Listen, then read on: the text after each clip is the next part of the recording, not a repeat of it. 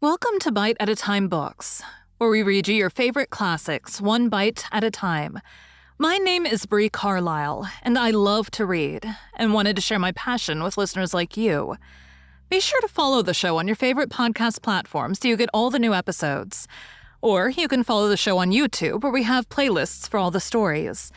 You can find us on all the social medias at Bite at a Time Books, or on our website, biteatatimebooks.com, where you can also sign up for our newsletter for more information on what we're reading and what's coming next for the podcasts. We're part of the Bite at a Time Books Productions Network. If you'd also like to hear what inspired your favorite classic author to write their novels, and what was going on in the world at the time, check out the Bite at a Time Books Behind the Story podcast, Tuesdays, wherever you listen to podcasts. Today we'll be continuing Wuthering Heights by Emily Brontë. Chapter 10. Bite 1. A charming introduction to a hermit's life. 4 weeks' torture, tossing, and sickness. Oh, these bleak winds and bitter northern skies and impassable roads and dilatory country surgeons. And oh, this dearth of the human physiognomy. And worse than all, the terrible intimation of Kenneth that I need not expect to be out of doors till spring. Mr. Heathcliff has just honored me with a call. About 7 days ago, he sent me a brace of grouse, the last of the season. Scoundrel. He is not altogether guiltless in this illness of mine, and that I had a great mind to tell him.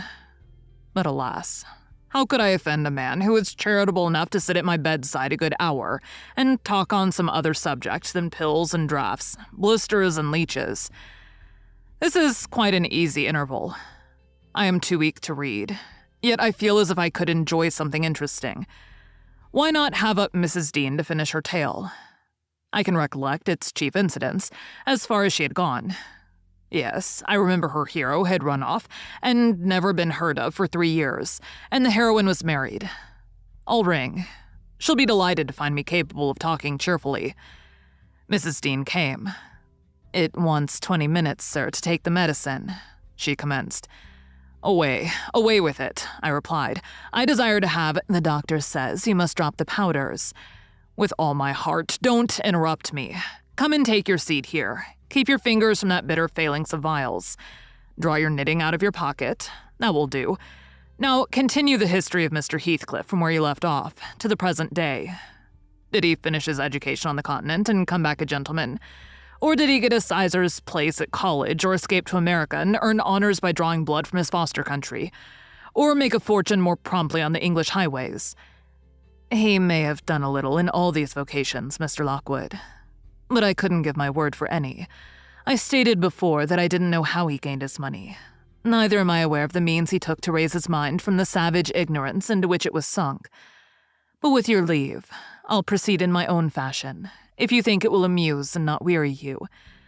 Are you feeling better this morning? Much. That's good news. I got Miss Catherine and myself to Thrushcross Grange, and to my agreeable disappointment, she behaved infinitely better than I dared to expect. She seemed almost over-fond of Mr. Linton, and even to his sister she showed plenty of affection. They were both very attentive to her comfort, certainly. It was not the thorn bending to the honeysuckles, but the honeysuckles embracing the thorn. There were no mutual concessions. One stood erect, and the others yielded. And who can be ill-natured and bad-tempered when they encounter neither opposition nor indifference? I observed that Mr. Edgar had a deep-rooted fear of ruffling her humor. He concealed it from her.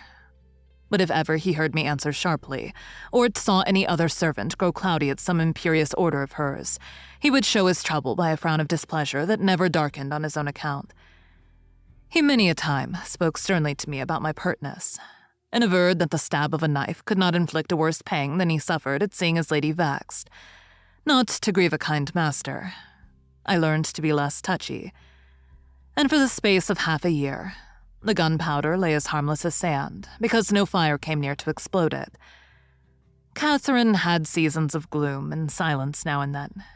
They were respected with sympathizing silence by her husband, who ascribed them to an alteration in her constitution, produced by her perilous illness, as she was never subject to depression of spirits before. The return of her sunshine was welcomed by answering sunshine from him.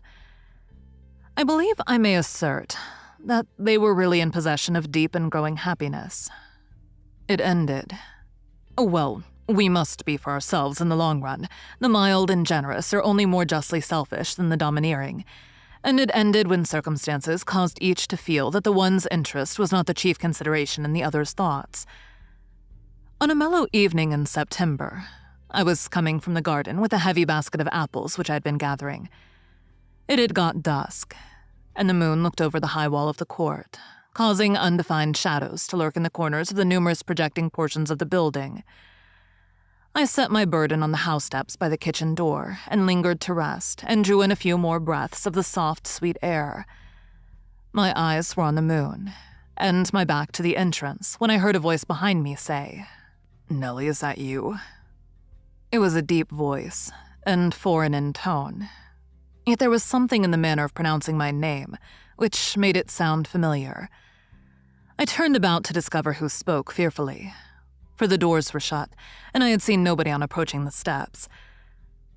Something stirred in the porch, and moving nearer, I distinguished a tall man dressed in dark clothes with dark face and hair. He leaned against the side and held his fingers on the latch as if intending to open for himself. Who can it be? I thought. Mr. Earnshaw? Oh no, the voice has no resemblance to his. "I've waited here an hour," he resumed while I continued staring, "and the whole of that time all round has been as still as death. I dared not enter. You do not know me. Look, I'm not a stranger." A ray fell on his features. The cheeks were sallow and half covered with black whiskers, the brows lowering, the eyes deep-set and singular. I remembered the eyes. "What?" I cried, uncertain whether to regard him as a worldly visitor, and I raised my hands in amazement.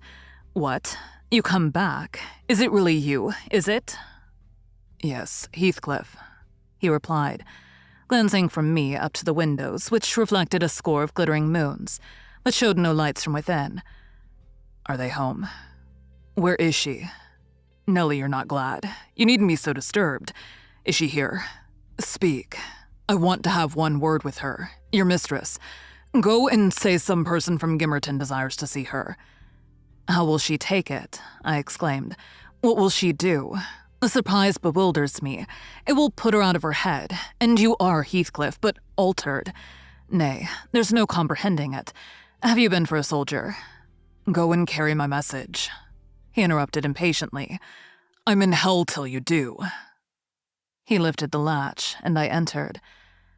But when I got to the parlor where Mr. and Mrs. Linton were, I could not persuade myself to proceed. At length, I resolved on making an excuse to ask if they would have the candles lighted, and I opened the door.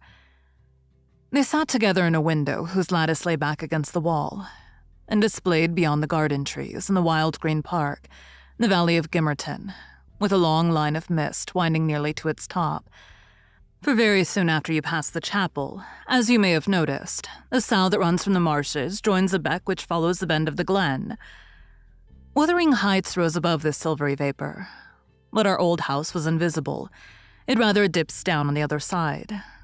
Both the room and its occupants, and the scene they gazed on, looked wondrously peaceful. I shrank reluctantly from performing my errand, and was actually going away, leaving it unsaid after having put my question about the candles, when a sense of my folly compelled me to return and mutter, "A person from Gimmerton wishes to see you, ma'am." "What does he want?" asked Mrs. Linton. I did not question him, I answered. "Well, close the curtains, Nellie," she said, "and bring up tea. I'll be back again directly." She quitted the apartment. Mr. Edgar inquired carelessly who it was.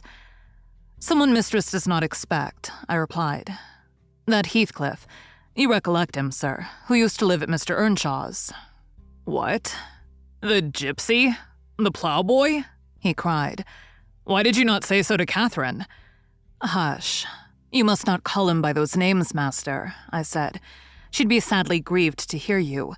She was nearly heartbroken when you ran off. I guess his return will make a jubilee to her." Mr. Linton walked to a window on the other side of the room that overlooked the court. He unfastened it and leaned out. I suppose they were below, for he exclaimed quickly, "Don't stand there, love. Bring the person in, if it be anyone particular." Ere long, I heard the click of the latch, and Catherine flew upstairs, breathless and wild, too excited to show gladness. Indeed, by her face, you would rather have surmised an awful calamity. "Oh, Edgar, Edgar," she panted, flinging her arms round his neck. "Oh, Edgar, darling, Heathcliff's come back. He is." And she tightened her embrace to a squeeze. "Well, well," cried her husband crossly. "Don't strangle me for that. He never struck me as such a marvelous treasure. There's no need to be frantic." "I know you didn't like him," she answered, repressing a little the intensity of her delight. "Yet for my sake, you must be friends now. Shall I tell him to come up?" "Here," he said. "Into the parlor." "Where else?" she asked. He looked vexed and suggested the kitchen as a more suitable place for him. Mrs. Linton eyed him with a droll expression, half angry, half laughing at his fastidiousness. "No," she added after a while, "I cannot sit in the kitchen. Set 2 tables here, Ellen. One for your master and Miss Isabella, being gentry, the other for Heathcliff and myself, being of the lower orders.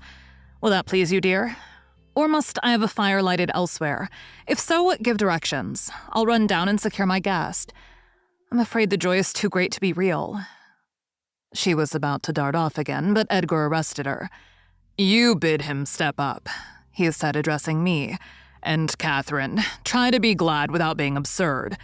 The whole house need not witness the sight of your welcoming a runaway servant as a brother."